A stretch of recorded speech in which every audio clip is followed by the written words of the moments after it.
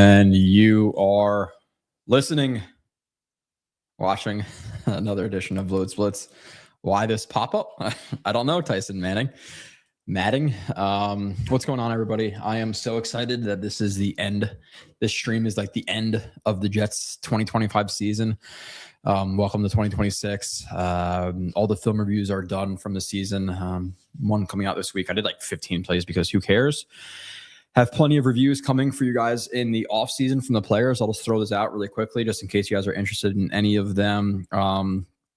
We have Brownlee, AZ Thomas, Stevens, Fashanu, Membu, Tippmann, Simpson, Taylor, Mason Taylor, Garrett Wilson, short-lived, Isaiah Davis, Ruckert, JJ, Will McDonald, Arian Smith, Francisco Maui Noah, Malachi Moore, AD Mitchell, John Mechie, Briggs, and Phillips. So those are all being prepped now. I think I have like 2.5 games to watch. I'm halfway through the Saints game, rewatching the season again already, which is brutal. But yeah, excited to be done with this season. Not so hopeful going forward.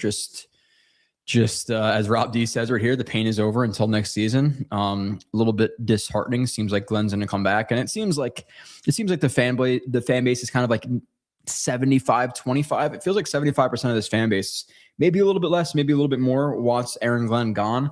Some of the numbers have been horrific. I'll just go over some of the stuff I've screenshotted in recent days, talking about how bad they've been in terms of statistics. And listen, I understand that they were tanking. Like they were definitely, I don't think you have to throw the air quotes out there. They were tanking at the end because there was games where like, okay, yeah, Breece Hall maybe could have played, or Will McDonald could have played, or this player or that player could have played, no doubt, and they decided not to play them.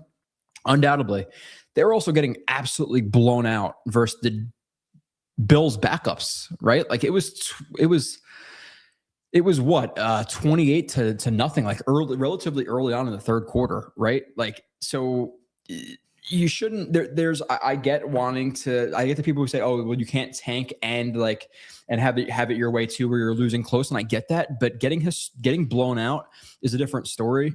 5 games in a row, it's never been done in NFL history where the Jets lost by 23 points. I'm sure everybody's heard that. Everybody streams every day. I do it once a week, so all those stats have been thrown out there already. But first time in NFL history that's ever happened. First time in NFL history, no team has had a pick. Those are pretty bad statistics. We have the third worst DVOA since it's been tracked since 1978, as per Michael Nania, with negative 46.1. The only other teams that were worse were the 1991 Indianapolis Colts and the 2025 San Francisco 49ers. So third worst team ever in DVOA. This is for Mitch Cimini. The Jets finished with a league low 759 passing yards in the first half of games. Next closest was the Raiders with 1230. So the Jets had 500 less first passing yards than the 31st team. 500 less. Cimini continues. In fact, the Jets total is the lowest in the league over the last 20 years. Next closest, the Tebow-led Broncos in 2011 with 820. So one of the worst DVOAs since the 70s. League record for picks. League record for 5 games in a row losing by 23 or more points. Lowest first half passing totals in the last 20 years. What other stats do we have? This is from Nani again. The 2025 Jets, they're 32nd in point differential at minus 203. They were 32nd in turnover differential at minus 19. They were 32nd in yardage differential at 1,500 and some change. First team in NFL history to rank 32nd in all 3 categories. Wow, that's like 4 things that have like almost never been done, by the Jets. Another one from Cimini. These are the things I'm seeing this week that I was screenshotted. An eye-opener. The Jets trailed by double digits for 53.1% of their offensive plays this season. The highest percent by any team this century. The only other team at 50% or higher are the 2011 Bucks at 50.5 and the 2000 Cardinals at 50% even.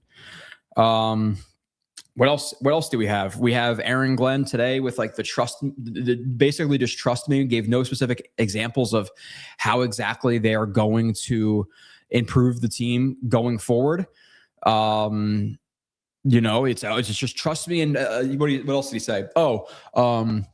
I have a bunch of ways that I can improve, and I forget exactly what he said. I should have the clips of it. Eventually, when I'm retired and I have more time, I will. But I'll have the clips of them. But he said something to the effect of, there's a bunch of ways I can improve, but then fails to continue with what those reasons are. And I'm not saying get into specifics about scheme and stuff, but tell us where you screwed up. Like, at least Ulbrich at the end of his interim head coach stint with the Jets, he said, like, I could have delegated more. I put too much on my plate. Like, just give me something to grasp onto, minus the fact that he said, and he was asked what the positives for the Jets this season have been, and he said running the ball on offense, which they were 10th. And okay, I'm sure a lot of that yardage came in garbage time when the defenders were playing off.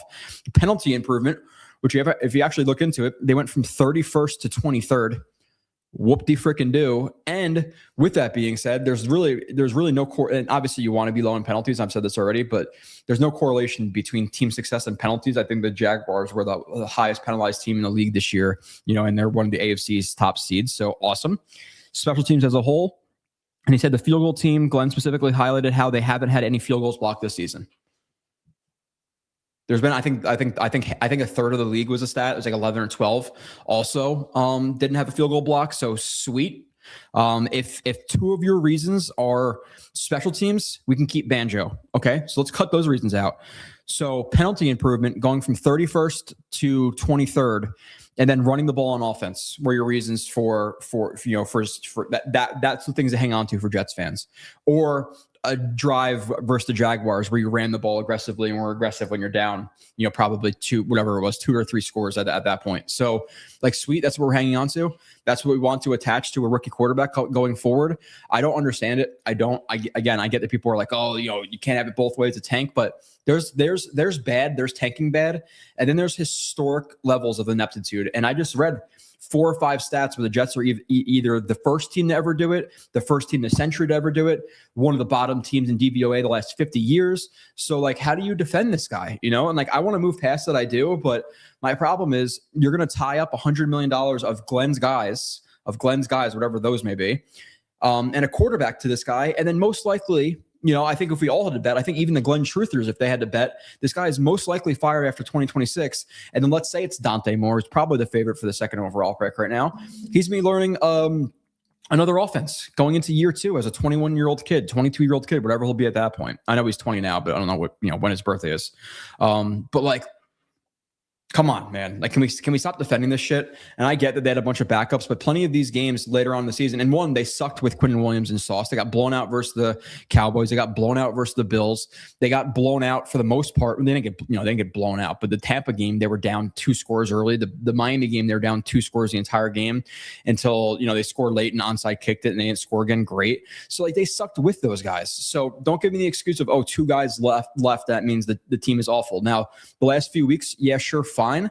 But most of the rest of the games, they had Will McDonald, they had JJ, they had Phillips, they had Briggs, they had Sherwood, they had Quincy, so like, don't just the settling is crazy. Like, we've seen so much bad shit over the recent years of, the Todd Bowles and Todd was all right, last winning season, but Bowles and Gase and Saleh and now Glenn, and like, why are people defending this shit? I don't understand. Like, we've been through the mud and we're accepting this. Like, this is fine. He can't give any specific examples. He goes back on his word consistently in the media saying, team we're proud of. Oh, not now.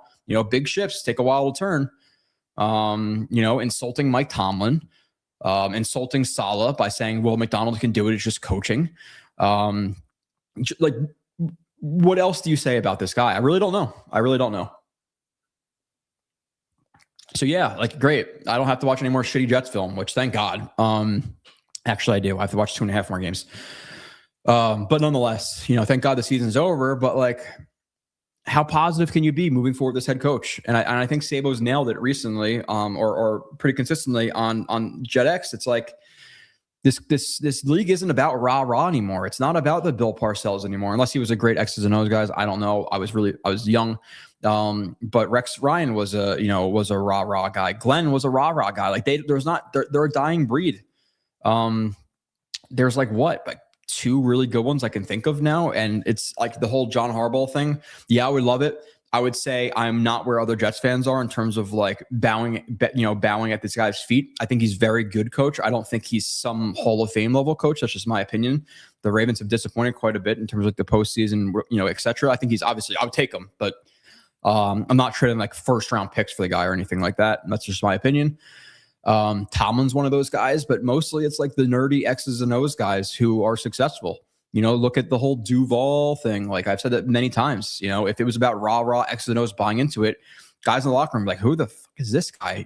But it doesn't matter. It's all about schematics. And then the players buy in. I'm sure Ben Johnson's not a guy you necessarily want to grab a beer with, but I'm sure the players love him because they're winning games. So it's not about rah-rah. It's not about motivation. Like that's 10, 15, 10, I would say 10%, maybe even less of the game, in my opinion.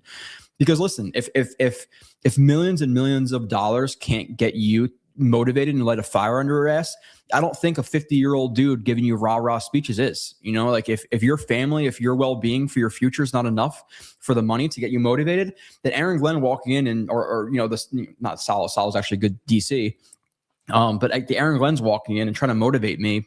You're not going to motivate me more than money. I'm sorry. But like legitimately, I think this is the worst coach I've ever seen. Really, like I'm not even just saying that. I'm not saying that for shock value or anything like that. Like, oh, negativity sells. I saw it on Twitter this week, which is bullshit because my views have dropped an absurd amount, probably 70%, 80%, which is, it is what it is. Who wants to watch shows about the Jets when you don't even want to watch the actual Jets? But this shit doesn't sell, but so I'm not trying to make like an impact or like a splasher by saying this, but I legitimately think Gase is a better coach than Glenn. Gase called the offense. Gase led a bad team to opening drive touchdowns pretty consistently with the Jets. It was like 6-7 games in a row, whatever. What does Glenn do? He doesn't call the offense. He doesn't call the defense. His defenses weren't really good in Detroit. So what do we hang on to? And when you specifically ask me, he says special teams penalty improvement from 31 to 23 when you research it. A drive when you're down 2-3 scores to the Jaguars in the third quarter. Sweet. Had another chance today to give me some examples. Again, Ulbrich says, hey, delegation. Okay. Give me something, not just believe. You guys have to have faith. Why? Tell me why after I watch a historically inept season. Tank or not, trade or not, I don't care. That's where I'm at. That's the unscripted opening monologue where I just usually rant for 10 minutes and then I hit the chat and let it fill up a little bit. But like I said, plenty of stuff coming in the offseason. Film from the players, free agents. Obviously, I have. Let me just check. I have 90 plays recorded of Mendoza. I got 100 plays of. Oh, why is Simpson not in here? 90 plays of him. Simpson, I got like 120, I think. 122. So I'm going to have 2 or 3 part reviews, probably 3-part reviews for all of those guys. We'll see if Simpson comes out. I heard some rumors and don't even listen to them. I don't know if it was legit or not. I don't know if I just was scrolling past something quickly, but Simpson thinking about going transferring to LSU or something like that. I still think Simpson, regardless of what people think, and I think he's much closer to Moore and Mendoza than most because I watch it and apply context. That he's right with those guys, and I think he'll be a first round pick minimum, if not top half of the first round, really. So I think he should come out, and then we'll see about some second round guys. We'll see what happens. Like it's a situation where Simpson goes back, Moore goes back, the Raiders are going to pick a quarterback.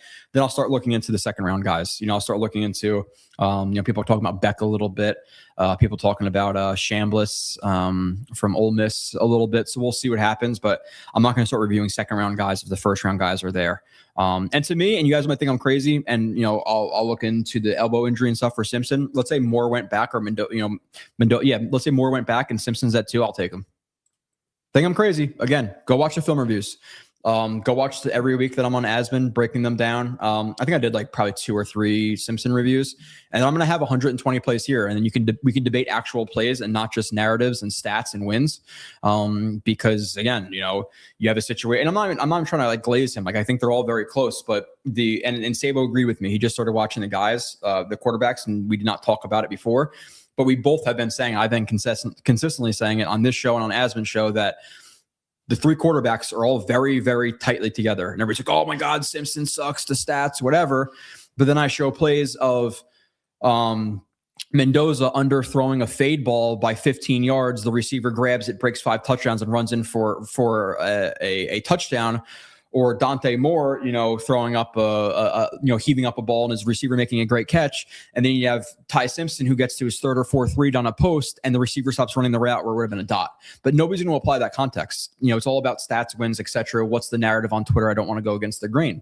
Fine. But I apply context and I watch these guys. And even the last game, like, yeah, there's a few bad plays from Simpson, but I didn't watch him and go, oh my God, he was terrible. If you changed up the order of where these guys were on teams, I think people have a much different outlook. Or not even that. If Simpson had the coaching that Moore and Mendoza have, specifically Mendoza, the run game they had, the receivers the catches they make, it would be a different story. It legitimately would. If you guys think I'm biased to Simpson for some reason, fine. He's not paying me. I'm just always severely honest with what I think. And by the way, I saw somebody say on Asman stream that, oh, this is the guy that said Brock Bowers wasn't good, which I quite literally never said that he wasn't good. I had him officially ranked above Fashanu. I basically said pump the brakes. I don't know if he's an all-pro because I wanted to see more from his contested catches, while also admitting that I did not watch his prior season. So I said I wanted to see more evidence of the contested catches, but I still had him as a top 5, top 6 player in that draft and above Fashanu. So yeah, I hate him. All I said is I need more evidence. But I hate him. You know, it's just how shit is taken out of context. It's fine. It's all recorded. If I really want to pull receipts, I would. If you guys have been listening for a while, you know, like it is what it is. Actually, let's see. I'm going to pull up on my notes on my phone because I have a ton of notes. I don't know how I'm going to get to that one. That was what draft? Because I know I have all my big boards. Not great podcasting, but I do not care. Yeah, okay. I had the Jets big board. I had Harrison Jr. first, Neighbors second, Odunze third, that draft. Latham. Yes, I had Latham that high. Alt Bowers above Fashanu. Okay, so is that crazy? I don't know. Latham being the high obviously sounds a little crazy now. It's fine. You know, it is what it is. Sometimes you miss on offensive linemen. I was also, you know, 1,000% on Evan Neal, where people were saying he's the best player in the draft, and I say I wouldn't touch him with a 10-foot pole in the first round. So you hit and you miss, you know. I hit on Treylon Burks, so that was terrible. Who I've missed on people. I missed on Latham at this point. I obviously haven't watched him, so I don't know. You know, you miss on people. Miss on Zach Wilson, fine, but I think what was like 32. It was either 28 or 32 out of 32 GMs said he was the second best quarterback in that draft. The Jets needed a quarterback at that time. Moving on from Darnold, fine, sweet. You know, you apply, and you learn. You know why you missed and stuff. And there's a reason that quarterback is the hardest position to evaluate in all of sports. It legitimately is. There's so much context to it. But Tyson, God, I don't know why this light always bothers me so much at nighttime. During the day, I have absolutely no problem. Computer lights too. Okay. Tank for Ty, Joe. I just got done watching Ty Simpson highlights. I'm more convinced than ever this dude is the best quarterback in the class. I hope Ty declares for the draft because I believe he'll be in the number 2 discussion. Yeah, maybe. I think NFL evaluators and stuff watch him. I think he will rise in the discussion. No doubt. You know, I think he's firmly in that top 3. I do. I don't think it's either one of, you know, Mendoza. Like some people think it's like Mendoza, Moore, Simpson all the way down, you know, down here where the chat is. You know, some people think it's Mendoza, Moore, and then Simpson all the way down here. I think it's, you know, whatever order you have, I think they're tight. You know, I think they're tight. So whatever, you know, watching highlights, but it is what it is. I don't know if you subscribe, Tank for Ty, but again, 122 plays to break down. I'll probably do 3 40 play reviews of him. and I'll give you my honest assessment. We'll go through the plays and we'll watch and the lack of help he has or not, or whatever it may be, or, a little bit of the happy feet or skipping the first read, looking for more. Like, there are problems, but people are like, oh yeah, if he's there in the second, I'll take him. Okay. Yeah. I don't think he's gonna be available in the second, but unless that elbow injury is, I think it's an elbow, right? People said he injured his elbow versus Oklahoma, which makes sense. His last, 3-4 games, he wasn't as accurate, but you guys are gonna have to excuse the coffee sips because this is necessary. All right. What is that? What is it? What is that called where people like do shit into a microphone? ASMR? Is that what that's called? Where people like, oh, I got a new this, and they like scratch the mic. Do that with some coffee sips. Which, by the way, what does that stand for? ASMR? I don't know. Yoshi, of course, this year we have, the year we have a stockpile of assets and quality offensive line and number one receiver. And are going to pass up on the opportunity to get a quality coach, Stefanski, Harbaugh, Flores. Yeah, I'm even willing to take risk on guys like, Joe Brady out there or Kubiak, like be a little bit more, out in front of it, even though obviously Brady's been an OC for a few years now. But I would personally stay away from Flores just because I want the defensive guy or I want the offensive guy. If he was one of the last options, fine. Like, but who could he bring in around him? Would it be like a Flores and Josh McCown as your OC? Then like, okay, I would take that. I would tend to stay away from the defensive guys. I definitely want the offensive guys. Stefanski, I would take him.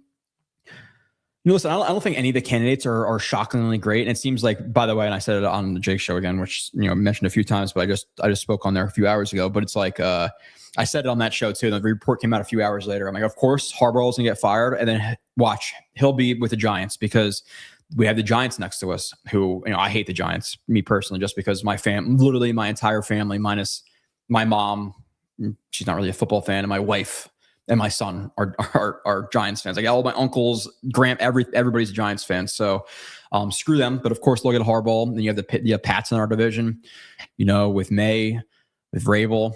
You got the Bills, Josh Allen, etc. You get the Eagles winning championships right below us. So like there's just the Steelers have been successful, even though they're a state away, but they're 7 hours away from Jersey or so. But yeah, of course, they'll get him, and we'll end up with Aaron Glenn, and then we'll start 1-5, 1-6. He'll be fired. Turmoil for the rookie, his first season, and then he'll have to adjust to a new coach in year 2. If I had to bet, I'm going to put a good amount of money on Glenn is not back in 2027. So here we are. And with the offensive line too, I think the offensive line is good. I do not think it's great. Can I be fair? I think Fashanu didn't take as big of a step as I wanted to this season. I think he's decent to solid, but not great. Simpson obviously regressed. I still think he's average-ish, probably a little bit below average at this point. Myers is a low-end starter, a high-end backup, just like he was with the Packers. I think Nani put out an article or some numbers recently that indicates the same, where, hey, like he's a backup level player. He's a high-level backup, and that's what he should be. So I'm hoping the Jets just don't walk into next season thinking he'd be the starting center. Tippmann was okay this year, kind of same thing with Fashanu. Since his rookie year, he hasn't really improved much in terms of like just the consistency from rep to rep. So I think he's closer to average than great. And then Membu's awesome. So, but realistically, if you have a stud right tackle, let's say a decent to solid right guard, a decent to solid left tackle, and then a average-ish left guard, and you bring in a center, like it's a good offensive line. You don't need like a bunch of studs, but I do think it's getting overrated a little bit because I don't think Tippmann and Fashanu progress as well as I wanted them to, but while also not like, hey, they are at least decent, or even plus average, but they just haven't improved as much as I wanted to see. Tank Vertai, his feet are excellent, quick and explosive athlete, whip of an arm, clicking through progressions. I hope the stars align and we draft them. Yeah. I don't know if I agree with the feet are always excellent. His footwork can get a little bit wonky. But in terms of quickness, yes. Explosive, yes. Whip, quick release, yes. Arm strength, yes. Accuracy can waver at times. It is what it is. But there are plays where like I'm seeing now where I forget what the concept was, like a crease or a dagger or whatever, but he wants to throw the dig, and he either doesn't trust his offensive line or the receiver to turn in time. But he could have hit it. I think he hits it earlier on in the season. I just don't think he trusts his offensive line. I don't think he trusts his receivers at this point. But Yeah, no, I'm excited. I actually looked at my work schedule for this year, and I work literally every holiday, whether it be Halloween, Thanksgiving, Christmas Eve, Christmas. I work all of them, even though I will get off for Christmas because I have a 3-year-old. I'll have a 3-year-old at that time, and there's zero chance I'm missing a Christmas with a 3-year-old because it's awesome even to see a 2-year-old open Christmas presents.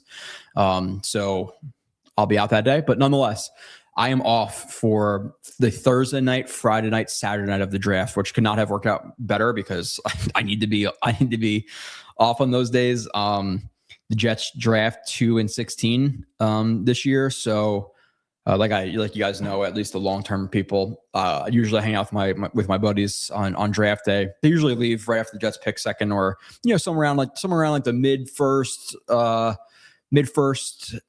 Late, early in the 20s, because like they work.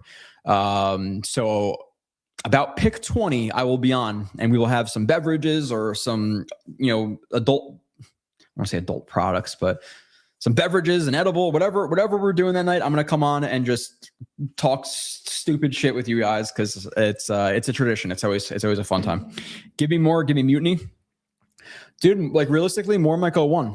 Like seriously, in terms of the ceiling and stuff, like I don't think Mendoza is some slam dunk prospect. I don't. I'm just being honest. I just showed in the review I just did, like there's instances of him skipping first reads and taking sacks. One of the first plays of the game, he had a speed out and a hitch. Both of them are open for 5 yards, which, hey, first and 10 to second and 5, take it. He didn't take it, got sacked. There's another play where they do a designed rub route, where like the outside receiver runs a hitch, and then the flat runs directly into the flat, and he skips on the flat route. He ends up throwing the hitch like a contested catch ball, but the process wasn't good. Like get to the flat. It was open. It was designed that way. And then one of my biggest problems with him, one it's a lack of elite upside. I think I agree with Sabo in terms of like it's either on time or completely off time. You don't see him like stepping up in the pocket a ton and like getting second to third, at least consistency. I'm not going to say not at all, but there's too much like first read isn't open, get out.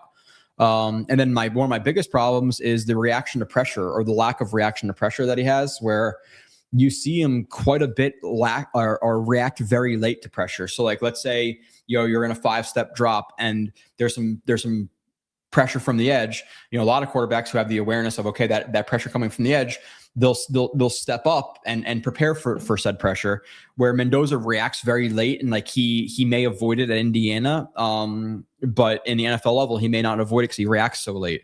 There's some times where like people will be right on his lap and then he tries to escape, instead of saying, okay, this guy is 5 yards away from me, he's unblocked, I got to get out of here, a split second earlier. So he, I don't think he's some slam dunk to even be average. They're like, listen, and don't think I'm not comparing him to Josh Rosen. I'm just talking about his prospects. Like everybody's talking about Josh Rosen, so smart. Look at the scouting reports of him. So smart, high floor, lack of arm strength. And I'm not saying he's him, but if it can happen to Rosen, why can't it happen to Mendoza? And I'm not comparing. I don't remember exactly what I thought of Rosen versus Mendoza as a prospect, but like, just because he's a good processor, good 3-step, guy, doesn't mean he can't fail in the NFL level. Historically bad, it happens. But there is no slam dunk safe prospect to even be average. I think he's probably the highest floor, but there are concerning things there as well. Again, with reaction to pressure and stuff, it's there. On top of the fact that he has a really good coach, his run game is excellent. He doesn't take snaps under center. So like, I'm not trying to specifically dunk on him for no reason. It's just that the narrative of him so far above everybody else, I think is absurd. And Sabo came to the same exact conclusion before we even discussed, the quarterbacks together. He's like, yeah, like I think they're lumped up closely together, and I don't understand him being elevated above all these other guys. And that's quite literally exactly what I've been saying. It's just that's where I'm at. So I'm kind of dunking on him on purpose, just to like bring people, at least the people on this show, to like realization, like, hey, he might not even go 1. It might be more, or whoever. So I would like Stefan. I would like sure, give me Stefanski over Glenn. What's up, Joe in chat? The season is over. What did I miss? A lot. Go back to the beginning of the show. If you really, I'm sure you watched the season, Harold. But yeah, I went over a lot of damning stats in the beginning of the show. I don't know, man. I'm still here for you. What's up, NY Jets? Yeah, dude, the views like, oh, the negativity sells. Like, no, it does not. It does not at all. Like, I've had to be negative so many times where people want me to be positive, like about signings or whatever it was. Like, oh my God, Jordan Whitehead's gonna be such a great signing for the Jets. I watched him, and the first game he missed 4 tackles on Cordell Patterson, and people were saying, oh, he never misses tackles. I'm like, dude, literally one of the first plays I watched, he missed a tackle. What are we talking about here? So, it is what it is. It's easier to roll the tide and be positive and be glass half full, and that sells. It does. Trust me. But unless it's like negativity in an individual moment, you're screaming. But being negative consistently for 5 months is not a positive thing. Like, people don't like that. Get a developmental coach like Matt LaFleur, somebody proven developed quarterbacks. Dable McCarthy, someone. The problem is, and this is another problem with the Jets going forward with Aaron Glenn, is what player or coach, minus a shit ton of money, wants to hitch their wagon to this, what seemingly is going to be a sinking ship. Like, yeah, you have the money and stuff, but if you're, let's just say in a different world, well, let's just say there's a world exists that, okay, Cliff Kingsbury separates from the Commanders today, and he doesn't get a head coaching job, and he sees the Jets, and he sees just the factoids of, oh, okay, $100 million in cap space each of the next 2 years or so, 5 first-round draft picks, multiple seconds over the next few years, all great. But am I going to go to a staff that's a lame duck and then and then we're all fired after 1 year? So like, who wants to hitch the wagon to that unless you're getting a shit ton of money? So I don't know how they're going to bring in good coaches, or like the first tier of coaches, and if they have other options. And then free agents, you're going to have to pay not only the Jets tax, but the New York tax, which I still think is ridiculous. And we talk about that plenty of times, that these players make less money. A $20 million contract with the Jets is not the same as it is a $20 million contract with the Dolphins, which is complete horseshit, but it is what it is. So you have to pay the actual tax of New York plus the Jets tax.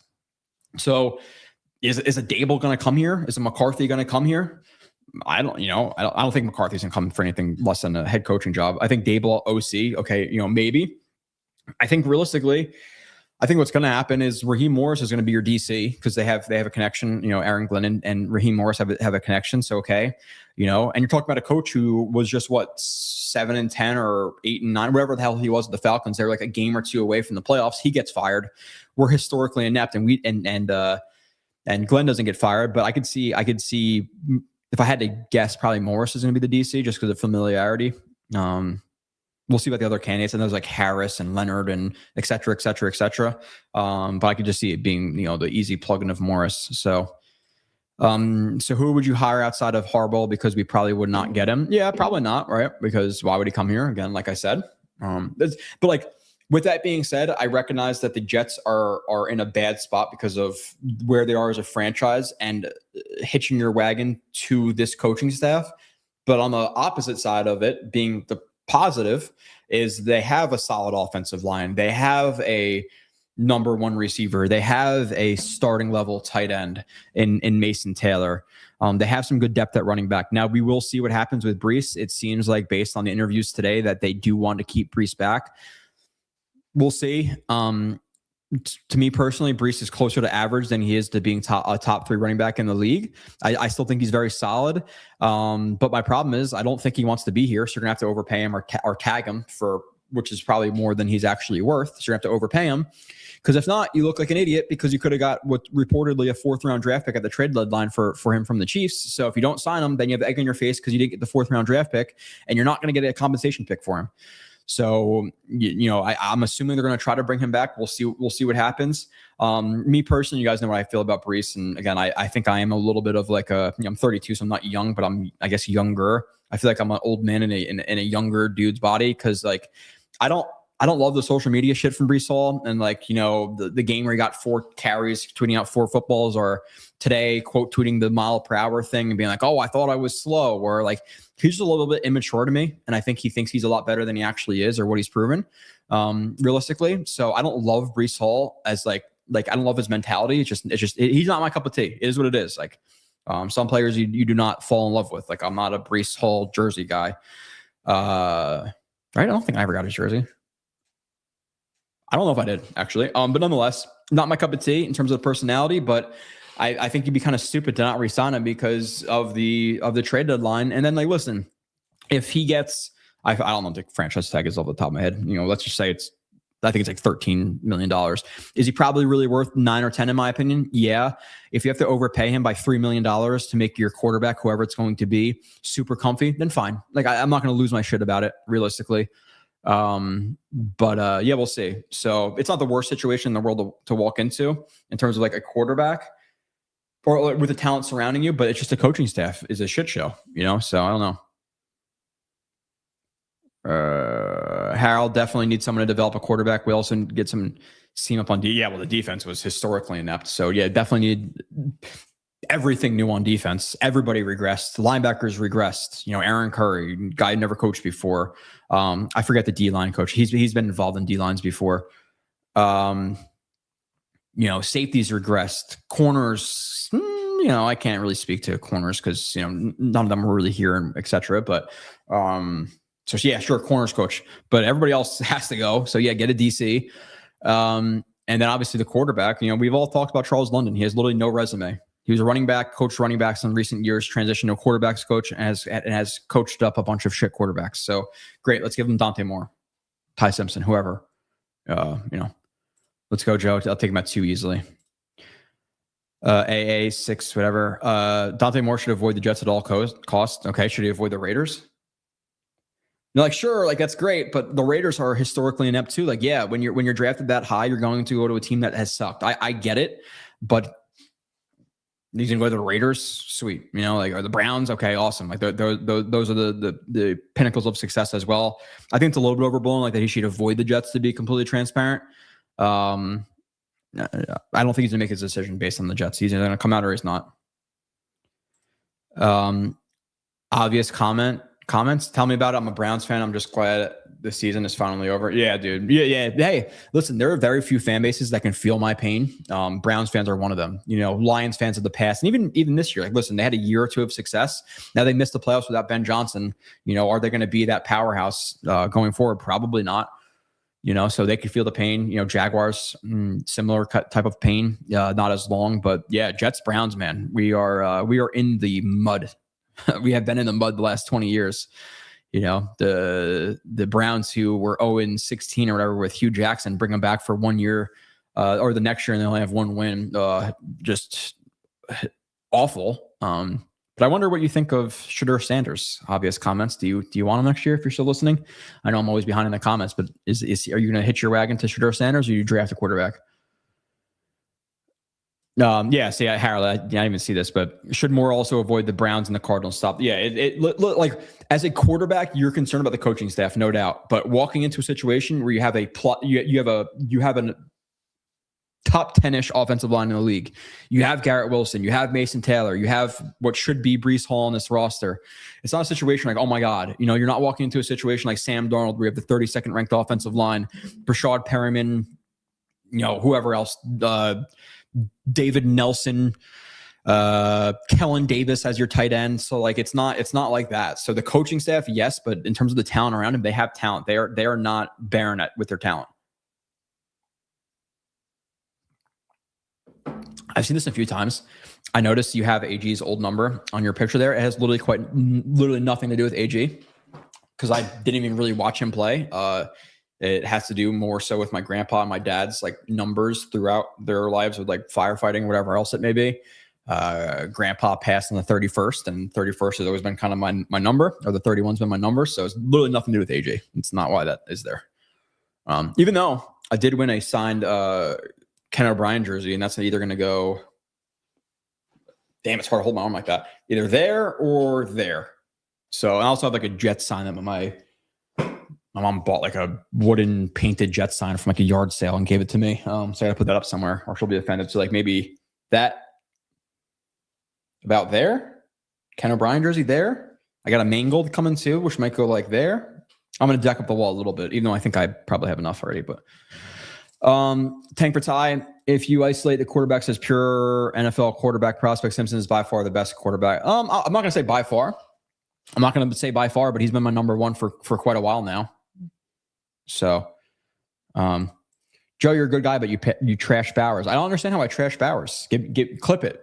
You know, I just said that I need more evidence.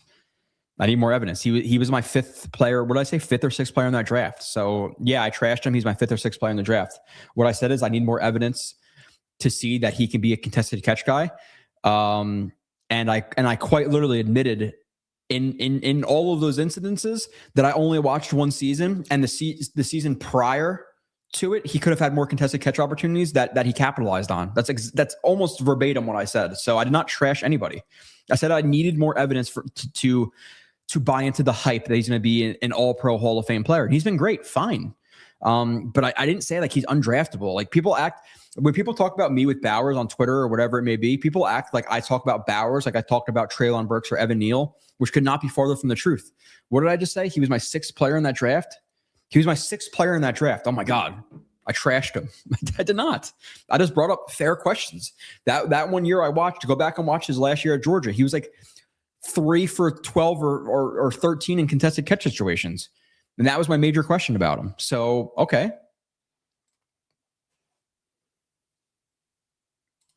Did I have a video? He said he can't beat man coverage as no. Okay. I want to see that video. And then give me more context. Like, don't just clip a 2-minute segment where I'm questioning him. Clip the whole 5-6 minute segment of me talking about him. You know, I don't. It's crazy. I know Joe now for 6 years. When we were going to talk about playoffs or chasing Super Bowls and division wins, I'm so sick of this. Yeah, I don't know. Yeah, I don't know, man. It sucks. It sucks, Eagle. You know, my Devils just got beat 8-0 to the Islanders too, which is fantastic. But Bowers boy. It's like I don't know. I don't know if I've ever even called anybody a Bowers boy. I don't know if that was words coming out. Maybe they did towards the end because everybody started saying it. But he ended up being the sixth player in my draft. So I don't understand how I trashed him. I just brought up questions. But I'm not gonna continue to rehash this. But it's just the reality where people tend to, and I'm not gonna think you're doing this on purpose, but I think people tend to take stuff out of context. I know what's his name? Whoever I forget his name on Twitter, like clipped me talking about Bowers. Okay, fifth player in the draft. I had him above Olu. I would have rather taken him over Olu. I hated him, or did I have questions? I question stuff. Just because you raise questions about people doesn't mean you hate them. I question everything. I question Fashanu. His same pass it all the time. You know, I don't know. Do I feel Aaron Glenn? No. If you missed the opening monologue, Eagle, no, I do not. I brought up 5 incredibly damning stats, which people have been rehashing for about a week now. So it's not like I need to repeat it because you guys have heard it or have seen it on Twitter consistently. So I don't need to say it again, but we all know the numbers. You know, I would take Stefanski if Jim Schwartz was part of the package. Yeah, fine. I would take all the candidates right now, however large the entire candidate pool is for this NFL for this upcoming offseason, and mix it all up and throw a dart randomly into that pool. And I'd rather have any one of those guys over Glenn. Really, I severely doubt this is going to work out with how historically inept he has been. Freedom House, yeah, if they don't fire him this year, yeah, no doubt they will. Harold says, I am in the minority, but the team was so down. I don't think any of us realized how damaged the team was. If he stinks next year, we move on with multiple first-round picks.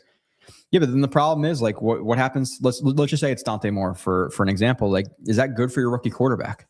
You know, what happens if the Jets bring in a bunch of 4-3 players? You know, they sign 2 DNs who fit 4-3, or even linebackers who fit 4-3. And I know it's more multiple nowadays, so it doesn't matter as much, just transparently, but I'm trying to make a point. And then let's say Wink Martindale is brought in with whoever the head coach is next year as a DC, and he wants a bunch of 3-4 guys.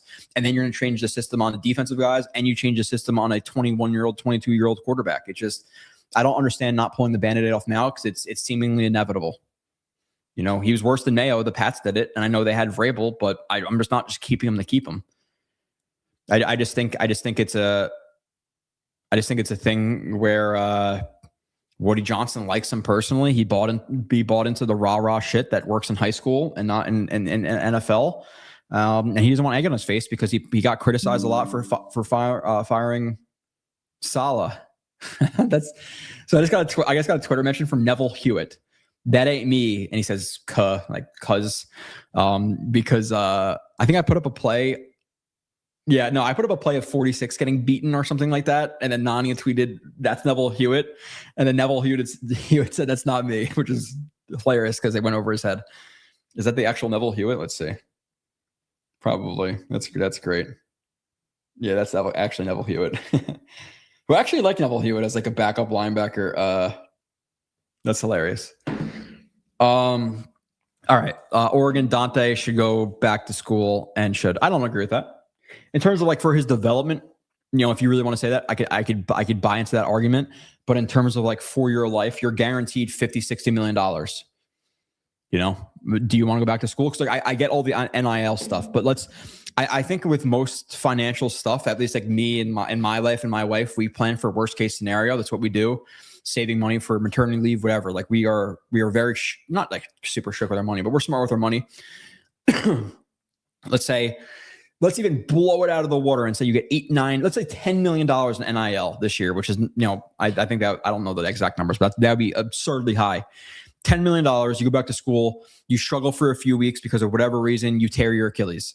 You're a 6th round draft pick then, and you pull in not even $1 million a year, $800,000 a year. Let's just say $1 million for easy purposes.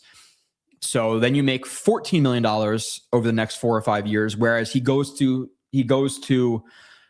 the NFL draft, he gets picked in the top 10. He's guaranteed like I think it's like $50 million ish for those first round guys.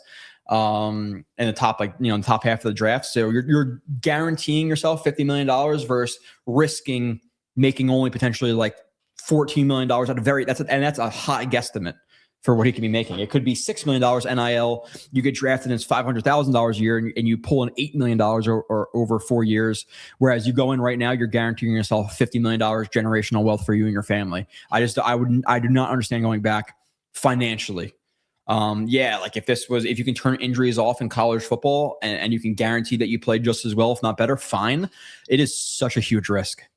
Even if you play great and you completely just blow out your Achilles and it's going to take you a year or two to come back. How?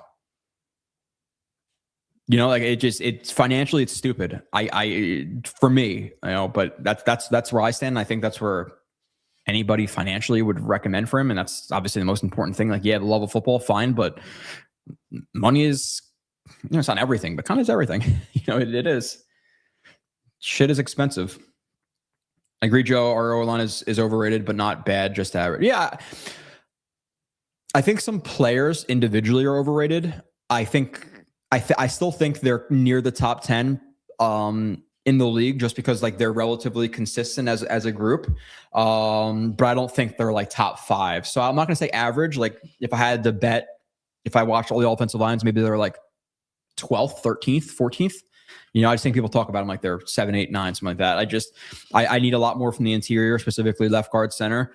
And then I need to see Tippmann and Fashanu progress because they were both average level, they were both good rookies, but average relative to their peers. And they kind of have just stagnated there for me personally.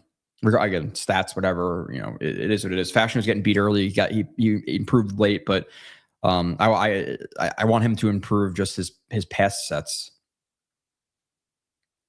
I don't even consider Stefanski. His agents have already gotten calls from 17, 16. Yeah, again, the top guys are. Why are they going to come? Well, if it's a complete reset, I don't think they're a terrible destination because of all the stuff I said about the offense, all the stuff I said about the money, the cap space, or not the money, the cap space, the money and the draft picks. So I think they can attract a head coach. The problem is coordinators under Glenn. So I think if they fired Glenn, they have a chance at Stefanski. I do. I don't think I don't think we're the team. But you have to consider Woody Johnson, but walking into a situation with some pieces on the team, $100 million, multiple first round draft picks, Harbaugh. Okay. But the line as a whole to me was solid. Yeah, solid. I think 12th overall is solid, right? It's not elite. It's not average. I think it's solid. I just want to see progression. And then we'll see what happens with Simpson. We have to see what happens with left guard center, or you can flip Tippmann over to center and you have both guards. But I think they need 2 signings or signing in a draft pick on the interior because Simpson's not on the team anymore. You know, like right now, technically I don't know about technically, but in my world, technically he's gone. Like he's not under contract. So Simpson's gone. So you have nothing at left guard. In my opinion, you have a good depth guy in Myers. So you have a hole at center left guard right now. There's nothing there. It's empty. So how do they address that? They bring Simpson back. They bring AVT back, you know, incentive laden contract. Do they bring in a second round guy? I don't know.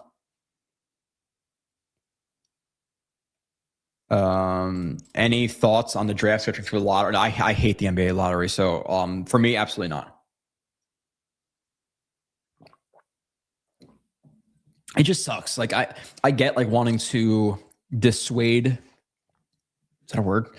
Dissuade people from, you know, tanking and stuff like that or whatever it may be. But I just hate when a team is like finishes a second overall team and they end up with like the 8th pick. It just annoys the shit out of me with the NBA. So not for me. I don't like it.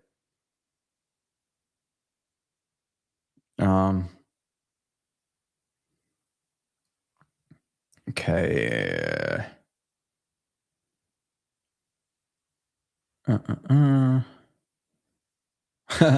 Adult products. I meant like edibles or like somebody smoking a joint. That's why I said like adult products. Like I don't know why I'm hesitating to talk about weed because it's legal in most states. And if you talk about debates, you know, debate me. I'll debate anybody on how. And I guess you can get into certain like little things, but I don't go to a lot of calls or like I don't have a lot of instances at work where I'm going to people beating their wives or getting in car accidents or whatever because they smoked weed. Usually the only calls I go to for weed is people who do not take it regularly and then they take too much and they're panicking. That's the only weed calls I go to. I go to a lot of violent related alcohol calls. So I don't know why it's such like a stigma around it, but there shouldn't be really, you know, but it is what it is. So yeah, I shouldn't say adult product, you know, smoke a joint, come and speak some Jets, have a beer, come and speak some Jets. We'll watch the end of the first round. And we'll just chat. This time I'll order the McDonald's a little bit earlier than 3:00 in the morning where it didn't even like show up to my house or whatever happened last time. I think I tried to order it and then I didn't click like continue. And then it was just in the cart and I never got it. I probably had like some shitty taquitos or quesadilla rolls or whatever the hell it was that night. Let's see.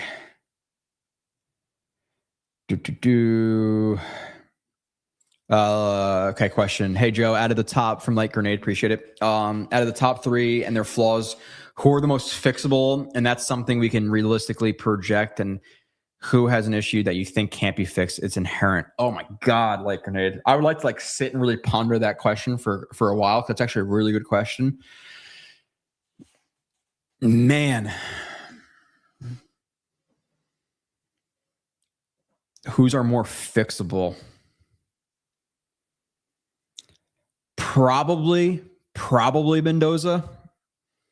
I would say with like just reacting a little bit quicker to pressure and staying in the pocket instead of trying to escape. So probably Mendoza for who's are the most fixable. The thing that concerns me about Simpson and Moore is comfy in the pocket around pressure, but he can tend to like, and this happens with a lot of quarterbacks. So it's not like this happens to everybody, but it's just a certain level it happens to. But Moore can then like force throws and force his reads or go through his reads too quickly when there's pressure. Ty Simpson can be some of the same, where he escapes from a pocket a little bit too early, where Mendoza is the polar opposite, where he escapes too late. So both Moore and Simpson worry me with pressure, but like some guys fix it. Like some people say that, hey, you know, you can't really fix accuracy problems, but Josh Allen fixed it. But Simpson does have, and I don't want to say this around Jets fans because they're going to take it the wrong way, but like Simpson does have a little bit of like that Zach Wilson, where he gets out too early and stuff. How fixable is it? It's kind of It kind of depends. It depends on, has he been coached up on it already? Who are his coaches? What are they preaching to him? Have they already emphasized it a lot and he's not taking to the coaching? So like, there's a ton of context into that question. But in terms of like their flaws, I would say it's probably Mendoza are the easiest to fix. Man, that is awesome question, Blake Grenade. I think I'm going to think about that for a little bit and then probably come back with even a better answer, honestly, next week. That's a loaded question. That's one of the better questions I've been asked. So thank you. Name 10 Jets players that had good solid seasons this year. Nick Folk, Austin McNamara, Harrison Phillips, Juwan Briggs, Stiggers relative to expectations, AZ Thomas when he was in there, Mason Taylor. There's definitely more I'm missing. I did corners, I did safeties, linebackers, D-line, no. Offensive line, Membu. You said good, solid. Can you count one of Fashion? I think you can count one of Fashion or Tippmann, so I'll count one, not the other, whichever one you want to take there. Ruckert, relative to expectations, he improved. So those are the 10 on top of my head. Yeah. Right? All right. I don't know.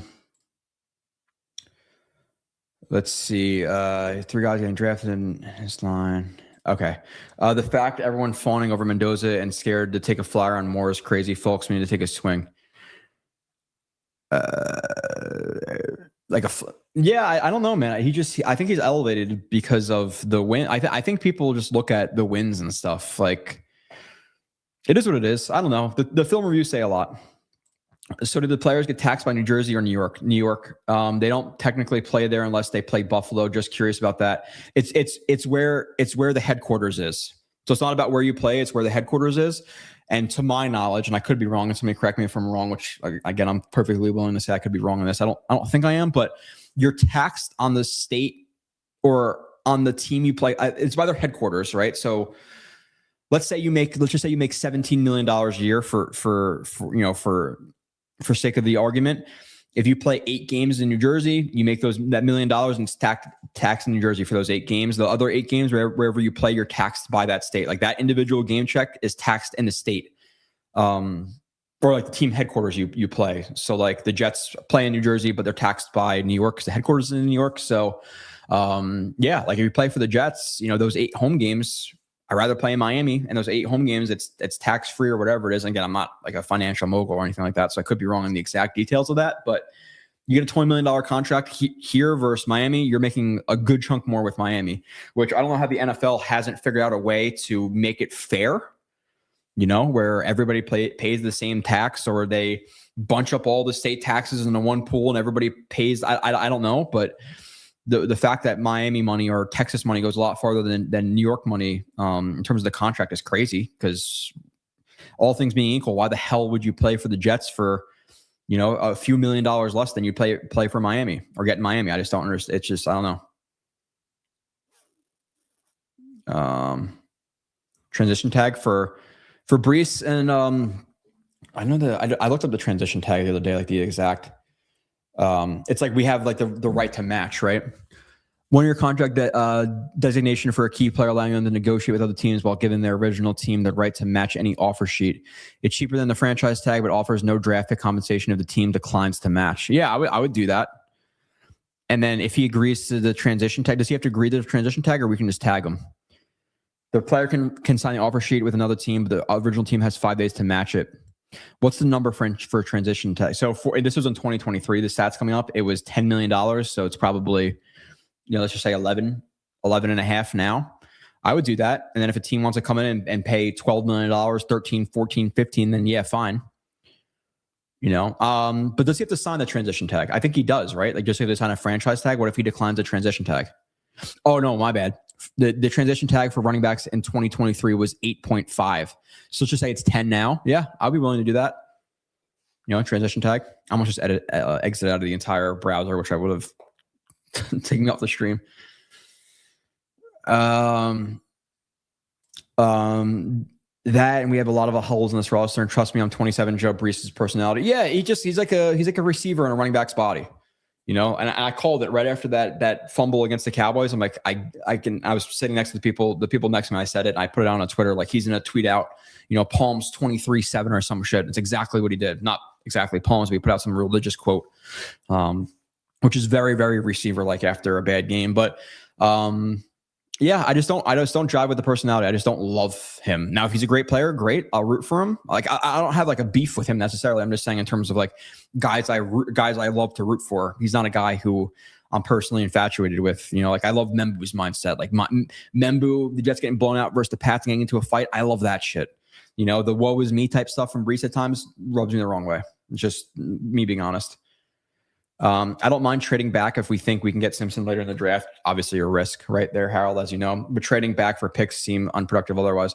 If you tell me, hey, let's get Moore at 2 and whatever prospect at 16 versus let's get whoever at 2. Is it Arvell Reese is the dude from Miami? Who's the other dude? Why am I forgetting the other dude's name? Who's the other tweener? It's Reese and Bain. Bain's from Miami. If let's say it's Bain and Simpson, I'm taking that. Me personally, I'm taking Bain at 2 and Simpson at 16 over Moore at 2 and whoever's left at 16. That's me personally. But I don't know. And it's in terms of like, if people are going to say like, okay, well, why? And again, I have to watch these guys transparently. I'm going strictly based off of like just bullshit right now, being honest. But with Reese versus Bain, it's just a thing where it's the tweenerness of Reese that I don't love. I don't think you want Reese on your defensive line with Will McDonald at times. It just severely limits you schematically as a defense to have 2 DNs who can't hold up versus like tight ends consistently in the run game. It just really puts you at a disadvantage number-wise in the run game, so I don't love it. So to me, I lean towards Bain, but that's with me acknowledging that, hey, I have not watched a legit snap of these guys on film, so I could come back and say, no, I like Reese that much more, where it's not even worth taking Bain. But for me right now, like gun to my head, 11:24 p.m. 1/6, 2026. I'm a Bain guy at 2 if it's not a quarterback, but we'll see. How can you guarantee we get a quarterback in 2027? Tank for Arch. You can't. That's the problem. Mark Garcia, if Cliff does not get a head coaching job, could the Jets be an option for him? I think they could be an option, but they're lower on the totem pole, right? Because like there are other jobs out there. There are other OC jobs out there with more stable situations with the head coach. Like even a new coach is probably going to get at least 2 years with the Jets. You look at the stats and stuff, they're more likely than not, he's going to be fired. So why would Kingsbury want to come here? Unless he sees like, hey, rookie quarterback, if I can develop him with the Jets, then hey, I can make it anywhere type deal. And he wants to be risky, fine. But, let's say, I don't whoever needs an OC, there's a lot of options out there. So he's an option, but I don't think he's the first option. Maybe he goes to Miami, makes more money there because he's taxed differently. Scott Foster, I'd like to see the Jets draft a tight end. Any you like in the draft? I can't speak to that, Scott. Again, in 17 years when I'm retired full time, I'll watch a lot more of these guys. I agree with you. And where would I be comfortable drafting them? It depends on free agency and stuff. But like realistically, if the Jets fall in love with Sadiq or whatever he is from Oregon, and they drafted him, and you wanted to run out a really and one of them could be like a power slot where it's 11 personnel and one of them is like lined up as a receiver, fine. You can run a lot of 12 personnel. I think having two good tight ends really opens up a team. So I'm a big proponent of investing in tight end this offseason. I'm okay if Sadiq or whatever his name is their number 1 player and he's there at 16, number 1 player at that time, I'll be okay with drafting him. I wouldn't love that, to be transparent, because then Mason Taylor's on the bench for some plays. Like I don't love that necessarily. So like if it's Sadiq, or again, I don't know if I'm saying his name right, then fine. But I realistically like more comfortable with it anywhere past the first round, 2nd round, 4th round, take one. I'm fine. Having good tight ends really opens you up because there's just a lot in terms of like the run game. Can they handle blocks versus DNs? If they can handle the blocks versus DNs, it's hard to play, too high shells because then the safeties aren't involved and you're depending on that DN to make plays in the run game and they can't because the tight end's on them. So I am a huge proponent of bringing in another tight end. I think it offers a ton to an offense. So early, I am fine with tight end early. Again, first round might be a little bit of a reach. I'm kind of just speaking, not, I guess, like out of turns of proper terminology. I wouldn't hate it. I'll be okay with it, but yeah, I'm good with investing high capital in the tight end. I think it opens up an offense so much to have 2 good tight ends. I'm happy with Morris or Gann as DC, but I'm also curious. Yeah, Al Harris, Jim Leonard is another one out there. With the Broncos, he's been killing it, and obviously he has the Jets ties. I don't think he has any ties to Glenn, but that's one. It is. I have about 8 to 10 minutes left, so I'm going to fly through the next questions. If I see, I'm going to. Oh, my bad. I didn't see this Philly Noodles. Name top three top three free agent defense signs, no matter the DC hire. The only problem is, and I appreciate the super chat, I don't know who's going to go into free agency right now because, like, I think Anzalone is one that should happen. But the problem is we don't really know who's going to be available. So I don't really look into it super early. I'm just being transparent. Because like we can all be talking about Linderbaum. I could do a film review of Linderbaum, obviously offensive example, and then he's gone. So like, I don't, for, let's see, free agents, NFL, give me Anzalone. I'll take him. Let's see who are free agents on the defensive side of the ball. There's offense and then there's defense. Okay, let's filter this data through Spot Track. Henderson, 31 years old. I don't think it fits a timeline. Duggar, 30 years old. Hassan Reddick. Kind of interesting, Hassan Reddick, Philly Noodles. I don't know, man. I don't see a lot of names on here that I'm like infatuated with. Some names are popping. Like I said before, give me Anzalone. I'm okay with an Anzalone. JFM, give me JFM because again, I think having a D end who can really control the line of scrimmage on the edge is really important. And the Jets only have one of those guys with JJ right now. So Anzalone, JFM. I'm trying to find some other guys who like really who are sticking out. Yeah, I don't know.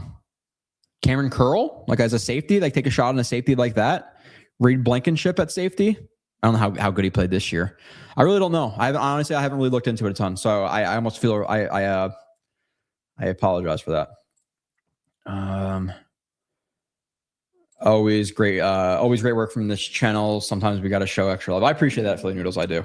Again, I haven't really looked into free agents. It's just because like it's seemingly so far away, 2 months from now, and so many of these guys that we're gonna be talking about are gonna be signed. It's hard to really like look into it and be like, oh yeah, I really want this guy or that guy. Jets Worldwide, what's up? I don't know if I saw you in here before. I have seen you, I think, but I don't remember if this is your first comment. Okay. Also, light. Bama couldn't run the ball. Yeah, in terms of like, I see some like argument about the offense and the offensive line, receivers, whatever. The running game was not even close to the same, and the amount of like contested catches and stuff that Moore and Mendoza's receivers made over Ty Simpson's was completely different. It is what it is. It's factual. I don't care about stats, rankings, whatever. Hire Sean Harbaugh and bring us to 9-8 to a 9-8 franchise. Dude, I would do some dirty things for a 9-8. For a winning season again, my God, I'll take it. Oh, another one. My apologies for not seeing these. Again, views are down right now because of how bad the Jets are. I'm not used to getting, super chats. With Mendoza off the board at 1, do you see the Jets trading down for even more capital and taking Carson Beck later? They're not that dumb, right? No, I think you take one of Moore or Simpson. It's seemingly that Moore is going to be the number 2 as of right now, but there's a lot of time to work. So if Mendoza's off the board, I take Moore or Simpson. I'm not trading down and taking Carson Beck. And I can't speak personally to Carson Beck because I've watched like games of him, but you have to watch film to really know what you're looking at with these guys. So I could say yes to him now in the second round, watch him and be like, I think he's a 5th round guy, So no, I don't think you pass on quarterback. I don't. Linderbaum or death? Yeah, dude. Hey, listen, I haven't seen a ton of free agents where I'm looking at it, I'm like, oh, holy shit, I want these guys. They have almost $100 million. If they want to sign, let's say JFM for $10 million, that's 10 of let's say 100. Now you have 90 left. You want to sign Anzalone for, let's just say 10 even. It's probably gonna be less than that, 10 even. You have 80 left and you want to blow your load and spend $20 million, $25 million on Linderbaum and have you're talking about a really, really good offensive line. I'm fine with it. I'll be okay with it. I'm not opposed. It's not like there's a bunch of free agents out there running around who I think are elite. So yeah, if you can get Linderbaum, weed equals hugs, alcohol equals domestic, no doubt. Seriously, drunk driving. I shouldn't drive on weed either, but I see a lot more accidents because of drunk people. I've had so many more problems. People want to fight, no offense to females, as you can see, girl dad. I have a girl coming in about a month. Drunk females, especially drunk entitled females, are the worst to deal with. Oh my God. I hate what alcohol does to people. To me, when I'm drunk, I tend to buy people too many shots and I wake up to a $400 bill because I bought everybody in the bar Patron shots. Some people, it makes them want to beat their wives. People smoke weed and they want to, order Domino's and watch Game of Thrones. Maybe not Game of Thrones. Game of Thrones is a little bit too intricate when you're high. It's you need to watch like The Office. I can't think about all the kingdoms and people and stuff like that. We're not like that, but do you think Simpson as a 23-year-old had a better year than Moore as a 20-year-old? Are you asking me personally? For me, yes. Yeah, I guess. I don't know. Thanks, Joe. I dive too much into film, but I don't have your acumen at all, so it's always great to hear your input. That was in terms of the fixable. That is such a intricate, deep question. It's really hard to think of off the spot. Like that's like an article level question. Like Grenade, that's legit a very good question. Would you trade the number 2 pick for Sam Darnold? I'm not even gonna. I'm not going to acknowledge that. Crazy, right? But the funny thing is people on Twitter, it's like, oh my God, the Jets let him leave. It's like, we're not going to talk about the Niners. We're not going to talk about the Vikings. We're going to shit on the Jets. Like, he hasn't been here in 5 years, but let's shit on the Jets because it's easy. Which obviously, yes, it is. But Bane from Dino? Yeah, again, gun to my head right now. He'd be the number 2 pick if they weren't taking a quarterback. That's just me. I don't think you can have 2 tweeners with Reese and McDonald on the same team. Now, if you traded McDonald and you wanted to bring in Reese, because that's how we thought of him, fine. But I can't stack them on a team together.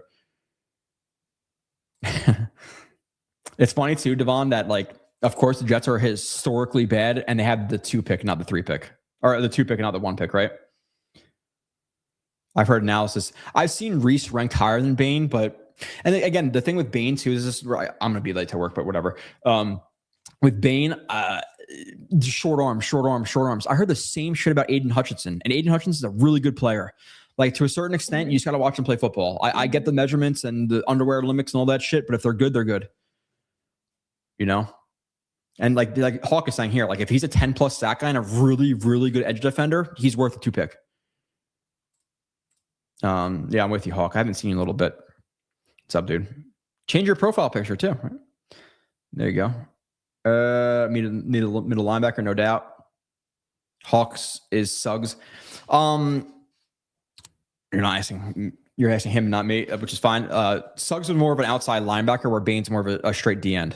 So not really, because the Ravens of those years were a 3-4 team, right? And he's a 3-4 outside linebacker, and not a 4-3 end. Would you prefer a guy who's interchangeable with Garrett Wilson in the Z slot, or prefer a true big bodied? What I could say is, hold on, let me read. With Garrett Wilson, the Z slot, for a true big body that lets Garrett Wilson stay in the slot predominantly. So I think right now, AD is your X. And X doesn't mean number 1 or the best receiver. X just means, to me, a guy who could take the top off the defense, whether that be with speed or with his size, a guy you can set on a post route and win one-on-one.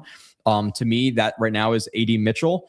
And then with Garrett, I think he could play Z. I think he could play slot. You want Garrett Wilson with a little bit more room on the line of scrimmage, and he's not the best deep threat in the world. So whether it be slot or Z, that's what I prefer for the Jets, because you have AD Mitchell as your X right now.